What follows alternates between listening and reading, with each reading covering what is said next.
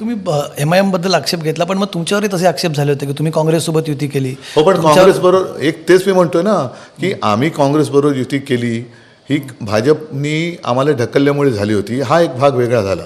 पण आम्ही काँग्रेसबरोबर गेलो तर हिंदुत्व सोडलं आणि भाजप काँग्रेसबरोबर गेली तर काय, म्हणजे भाजप करतं ते अमर प्रेम आणि दुसरे करतात ते लव जिहाद. याला काहीच अर्थ नाही. भाजप पण लव जिहादच करते, हा भाजपचा लव ते जिहाद वोट जिहाद करते. नाही, वोट जिहादचा आरोप ते तुमच्यावरती करतात.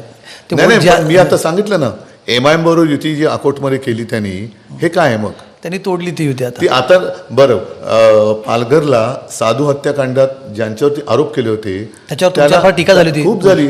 मग त्यांचं काय होतं, झाकून ठेवायचं, उघडं पडलं तर झटकायचं, नाही तर झाकलेलं आहेच. मग आधी झाकायचा प्रयत्न करा. युती का केली अकोटमध्ये? अमरनाथमध्ये आता काँग्रेसबरोबर का केली?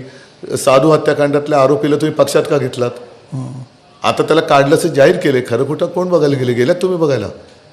तो आजही कमळाचा दुपट्टा घालून किंवा काय असेल तो घालून फिरत असेल, आपल्याला कुठे माहिती.